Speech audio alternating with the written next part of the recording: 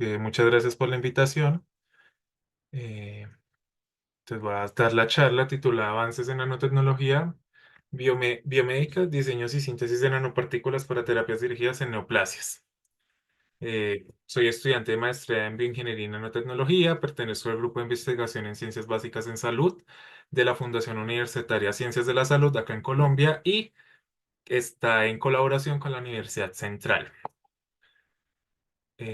Así rápido, pues voy a hablar un poco del grupo de investigación al cual pertenezco. Nosotros somos un grupo de investigación interdisciplinario, en el cual tenemos estas líneas de investigación, que es genética, biología molecular, medicina regenerativa, biología y genética del cáncer, una rama en bioinformática y ciencias humanas, sociales y de la educación. Específicamente, la charla la vamos a dirigir en la rama de la medicina regenerativa. Este es el grupo de investigación. Y desde el grupo de investigación, para poder realizar este trabajo en nanotecnología, nos hicimos una pregunta: ¿cuál es el objetivo del diseño de la nanomedicina? Entonces nosotros tenemos, como tenemos el área del cáncer, ¿cierto? Tenemos una línea de investigación dedicada a cáncer. Definimos que una neoplasia es un término médico, el cual se refiere a todo crecimiento anormal y descontrolado de las células de un tejido, órgano del cuerpo. Existen dos tipos de neoplasias. Así como para contextualizarnos, las neoplasias benignas, las cuales se dan por alteraciones en protoncogenes y supresores tumorales. Decimos que son benignas porque ellas no se diseminan en el cuerpo, son localizadas, dice, ¿cierto? Pero una neoplasia benigna puede, por su inestabilidad genética, porque se da una alteración en los protoncogenes, y en supresores de tumor puede desarrollarse o evolucionar a una neoplasia maligna.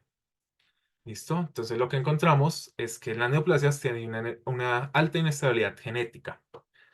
Y ya cuando hablamos de una neoplasia maligna, estamos hablando de un cáncer.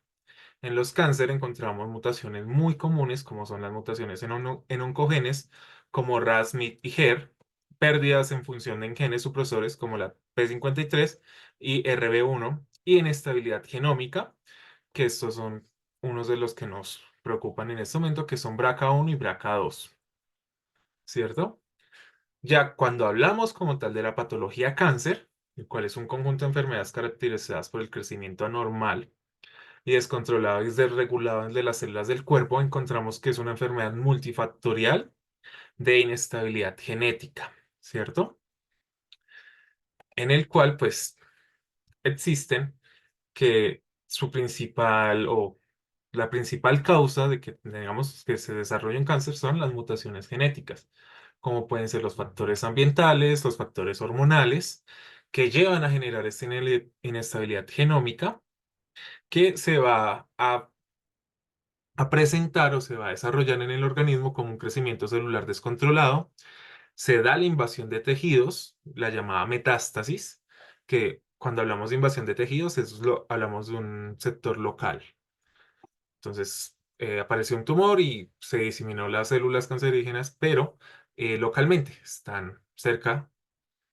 eh, y cuando hablamos de metástasis, ya hablamos de un proceso que comúnmente se conoce como la transición epitelio-mesenquimal, mesénquima, que es las células cancerosas, por su inestabilidad genómica, cambian la expresión de su matriz extracelular y dejan de comportarse como células tipo epiteliales y se vuelven mesenquimales. Tienen la capacidad de migrar. Y ahí es cuando ya hablamos de metástasis.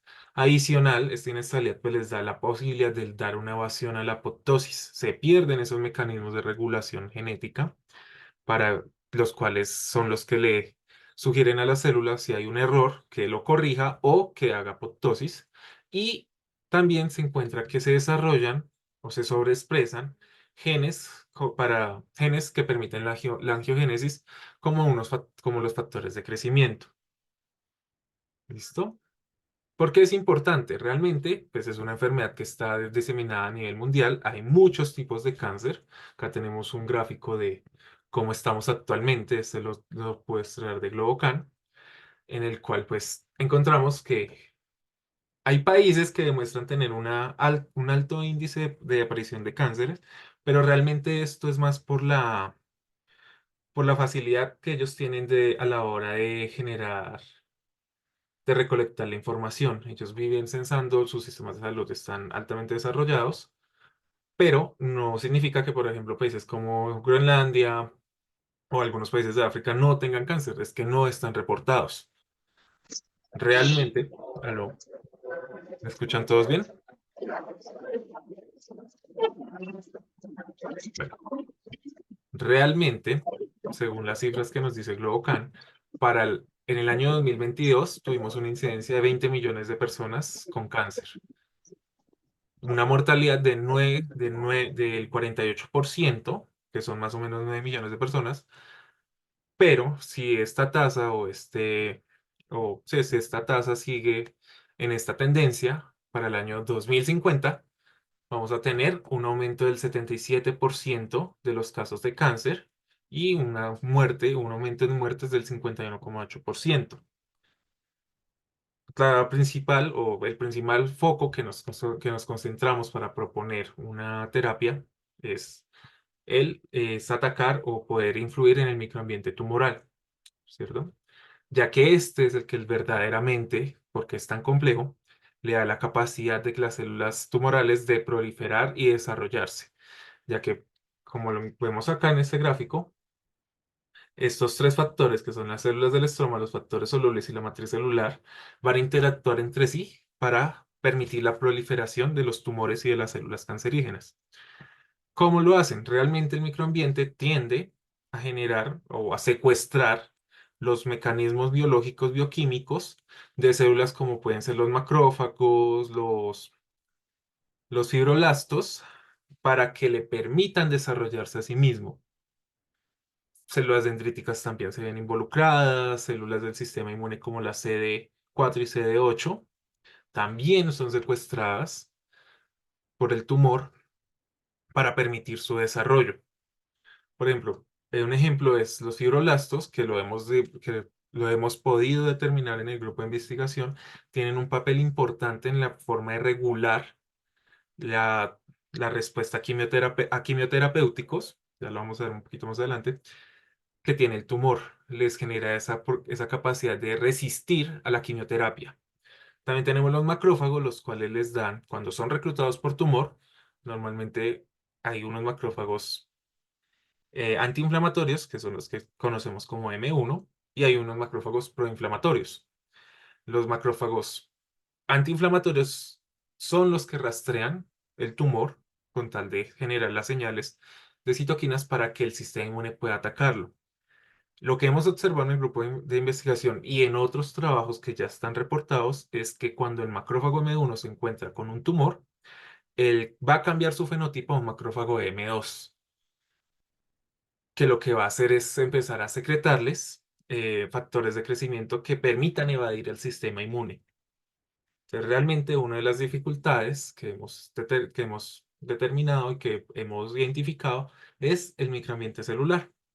Adicional a que ya los tratamientos actuales, como puede ser la cirugía, el trasplante de médula y las quimioterapias, han demostrado ser ineficientes, a pesar de que hoy en día se realiza un tratamiento en conjunto, ¿cierto?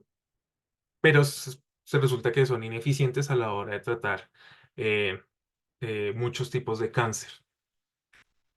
Entonces acá nos vamos a centrar es en las terapias dirigidas, donde se va a centrar el diseño de las nanopartículas, de la nanotecnología aplicadas a, eh, a condiciones específicas de un paciente. Acá vemos las principales desafíos que encontramos con cada una de las técnicas actuales, como puede ser en cirugía hay recurrencias del cáncer, hay riesgos de complicaciones, no es adecuada para todos los casos. Por ejemplo, en las terapias hormonales, limitación según su población, la población o el grupo en el cual pertenece el paciente. Hay una adaptación del tumor, por ejemplo, esto lo vimos o se ha visto mucho es con los fibroblastos, los cuales les dan esas capacidades de resistir a la quimioterapia. Las inmunoterapias, que son la generación de anticuerpos monoclonales, se ha encontrado que que se puede generar el síndrome de liberación de citoquinas o respuestas inmunes exageradas Las radioterapias generan daño en tejidos sanos, la posible generación de fibrosis y el aumento del riesgo de un nuevo evento. Y donde nos vamos a centrar es en los quimioterapéuticos o la llamada quimioterapia, la cual pues lo que hemos identificado es que todas las quimioterapias actuales generan toxicidad sistémica, o sea, el quimioterapéutico se va a diseminar en el cuerpo y va a atacar tanto células sanas como células tumorales. Después de un tiempo, por la complejidad de ese microambiente tumoral, se empieza a dar la resistencia a los fármacos. Eso pues lo hemos observado con los CAF o fibroblastos asociados a tumor y con los TAM, en este momento los encontramos estudiando, que también pueden tener una relevancia para generar esta quimioresistencia. De adicional, generan eventos adversos, pueden generar daños sistémicos, pueden aparecer nuevas patologías y su inespecificidad. Desde el grupo de investigación nos centramos en los nuevos enfoques terapéuticos, como ya le dije, la terapia dirigida, que puede ser la terapia genética, los inhibidores proteicos, la nanomedicina, que es donde se centra esta presentación, y los anticuerpos monoclonales, el diseño de anticuerpos realmente. Entonces, ¿qué es la nanomedicina? Acá tenemos una ilustración artística de más o menos cuál es la idea de la nanomedicina, es impactar a nivel nano los sistemas biológicos, ya que en la nanoescala se da la distinción o no hay una distinción clara entre lo biológico y lo inorgánico. Por ende, con nanodispositivos, o sea, con dispositivos que se encuentran en la escala de 10 a la menos 9 metros, podemos hablar de un material inorgánico o orgánico que puede impactar en un sistema biológico. Un ejemplo de esto que ya se ha observado son los virus que se encuentran a nivel nano, que ellos impactan los sistemas biológicos. Inclusive, hoy en día, pues un ejemplo más claro de la nanotecnología aplicada y de la nanomedicina es la vacuna del COVID, la cual es un dispositivo de nanotecnológico para la suministración de la vacuna. ¿En qué se enfoca la nanomedicina actualmente?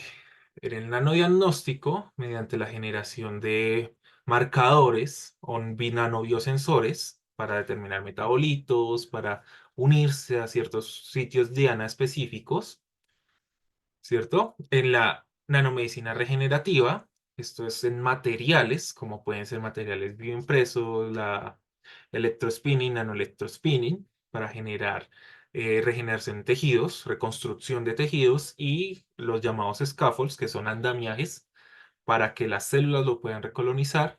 Y en la nanoterapia, la cual pues nos vamos a centrar, que es en la generación de nanopartículas con un efecto terapéutico claro, la liberación controlada y aquí, por ejemplo, es las vacunas. Aquí está el ejemplo de la vacuna de COVID, la cual pues pertenecía a este grupo. Desde el grupo de investigación, pues bueno, generalmente existen dos posibles vías de la nanoterapia, que son nanobloqueadores, que son partículas en escala nano, que generan el bloqueo de una señal, de una ruta metabólica, de una ruta bioquímica. Ellos van a interactuar con una proteína de membrana y van a generar el bloqueo, van a generar un cambio a escala metabólica, en su metabolismo. Y están los nanotransportadores, los cuales pues su función es transportar algo. ¿Listo? Entonces por ejemplo, en este caso tenemos orgánicos como los basados en lípidos, que son los famosos liposomas, partículas o nanopartículas de lípidos sólidos, nanotransportadores lipídicos, los nanotransportadores o las nanopartículas de óxidos y cerámicas, los nanotubos de carbono, las láminas de carbono, algunos poliméricos y biológicos, los cuales son, por ejemplo, un exosoma, que se manipula un organismo para que los genere. Otro ejemplo de estos nanotransportadores biológicos es la generación de cuerpos apoptóticos a partir de por ejemplo, de un macrófago o de un linfocito que genera este cuerpo y dan la suministración de un fármaco, de un anticuerpo o de un fragmento de DNA. ¿Listo? En el grupo de investigación nos centramos en las células como transportadores. Entonces nosotros nos enfocamos en la implementación de una metodología denominada caballo de Troya, la cual pues es utilizar una célula, como por ejemplo la imagen que estamos viendo acá, el GIF, un macrófago, que tiene la capacidad de fagocitar, internalizar partículas de un tamaño determinado de 500 nanómetros para poder aprovechar esa vía fagocítica. Y ella, pues como ya lo dije anteriormente, cuando se M1, que es antitumoral, él ya va a rastrear los tumores, va a arrastrar esos crecimientos malignos. Pero cuando encuentra el tumor y si el tumor está en una etapa de desarrollo bastante avanzada, lo que se va a ver es una polarización en TAM, ¿cierto? En macrófagos asociados a tumor. Entonces él ya va a dejar de ser antitumoral a ser protumoral y va a empezar a generar, por ejemplo, factores de crecimiento que permiten la angiogénesis, factores de crecimiento que permiten como la proliferación, como es el factor de crecimiento de fibroblastos, va a generar también unas citoquinas que va a permitir la inmunosupresión, no va a apagar las demás células inmunes del cuerpo para evitar que ataquen al tumor. Entonces, del grupo de investigación lo que proponemos y lo que estamos trabajando actualmente es utilizar este macrófago M1 como un transportador de una nanopartícula con un quimioterapéutico, para que cuando él se encuentre con un tumor, él pues sea secuestrado, siga su curso normal, ¿cierto? O sea, cambie su fenotipo a un M2, pero ya dentro del tumor, por la acción de la nanopartícula, pues muera y de la diseminación de la misma, de una suministras o suministres la nanopartícula dentro del tumor. Entonces ahí es donde está la parte dirigida del trabajo. Actualmente pues ya hay unos precedentes, como lo puede ser este artículo de Nicolet en 2011, los cuales cargaron nano y micropartículas en macrófagos, e hicieron un seguimiento de la capacidad fagocítica del macrófago y la nanopartícula.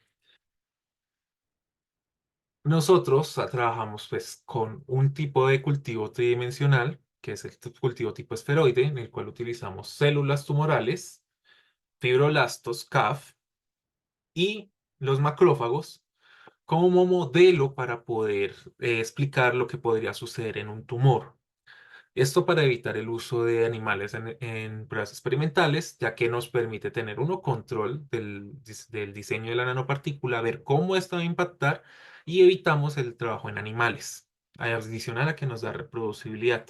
Entonces ya les voy a presentar un poco de mi trabajo de maestría, la cual es la generación o la evaluación del efecto citotóxico de los macrófagos M1 cargados con una nanopartícula sobre la línea celular de cáncer de ovario en cultivos 2D y 3D. Precedentes de mi trabajo o antecedentes tenemos el que en 1987 se logró cargar macrófagos con un quimioterapéutico. Posterior, en el 2011 y 2012, se realizó pruebas de macrófagos cargados y evaluación de citotoxicidad, y los antecedentes del grupo, Rosero en el 2024 desarrolló una metodología para poder hacer seguimiento de células pequeñas PIN-CIS en modelos de esferoide de cáncer de pulmón. Estos trabajos fue apoyado por Tamayo, Ana María, la cual desarrolló la metodología para generar el esferoide a partir de diferentes poblaciones y proporciones celulares de líneas de tumorales y fibroblastos para simular las condiciones tumorales. Adicional a que ella revisó eh, las secreciones que está generando en ese momento los esferoides. Adicional, Rodríguez en el 2023 logró generar la internalización de una nanopartícula a partir en un macrófago de ratón, estos son antecedentes del grupo, y midió la citotoxicidad y el tiempo de vida medio que tiene este macrófago cargado o este caballo de Troya. Y en 2024, Buitrago logró determinar el efecto que tenía los fibroblastos al conferir la capacidad quimioresistente y la comparó, perdón, frente a un, o sea, ya determinó la capacidad de quimioresistencia que generan los fibrolastos hacia un quimioterapéutico y la comparó con la nanopartícula que estamos proponiendo. Nos hicimos una pregunta investigativa, la cual es los macrófagos M1 cargados con nanopartículas generan citotoxicidad en líneas de cáncer de ovario en cultivos 2D y 3D. Lo que nosotros primero hicimos fue realizar una nanopartícula, un diseño de nanopartícula. Mediante diseños experimentales logramos realizar un diseño tipo core shell, que es una nanopartícula, imaginemos una cebolla, la cual tiene una cápsula que su función es ser biocompatible para que sea reconocida por el macrófago. Es una cápsula orgánica que ella lo que va a hacer es simular una membrana de un patógeno. Y por dentro va a tener el agente quimioterapéutico citotóxico. Acá, pues ya basándonos en el trabajo de Rodríguez, es lograr que el macrófago fagocite esa nanopartícula y observar o determinar qué tiempo tiene ese macrófago de vida antes de que la nanopartícula haga efecto, porque él está haciendo su metabolismo normal y está degradando esta cápsula. Entonces, una vez termine de degradar la cápsula, se va a encontrar con la nanopartícula, el cual en condiciones celulares va a liberar el quimioterapéutico y va a generar el efecto citotóxico. Y lo que estamos en este momento realizando es medir hasta dónde puede llegar el macrófago, si puede llegar al centro del esferoide, si queda superficial, si es reclutado, si cambia su fenotipo. Eso es lo que se encuentra hasta el momento en que lo que se encuentra este desarrollo. Acá tenemos unos resultados, unos pequeños resultados, que son ya logramos la síntesis, cargar la nanopartícula y evaluar la citotoxicidad de la misma en las líneas celulares. Adicional a que ya hemos hecho trabajos de internalizar nuestra nanopartícula en líneas tumorales. Entonces, ya pues con esto terminaría mi intervención. No sé si tengan alguna pregunta, alguna duda. Este es el espacio para preguntas. Entonces, muchas Mm, gracias por su atención. Muchas gracias, Cristian. No sé si tienen preguntas, chicos. Pueden usar el chat o utilizar el micro. Jamie, quizás que tú tendrás preguntas. Sí, justo iba a levantar mi mano por el chat. Pero bueno, voy a utilizar el micrófono. Sí, tengo unas cuantas preguntas por ahí, Felipe. Bueno, primero felicitarte, muy interesante tu presentación Vale, muchas gracias. y excelente la explicación también. Me preguntaba si es que hay algún límite de carga, no sé si todavía sigue en estudio, de límite de carga de las nanopartículas que están dentro de los M1 sin que se comprometa la funcionalidad en sí del macrófago, ¿no? Sí, muy buena pregunta. Realmente lo estamos determinando, ya que lo que observamos o lo que hemos podido observar es que el macrófago va a tratar de fagocitar todo lo que encuentre. Cuando lo colocamos en contacto con la nanopartícula, él va a fagocitar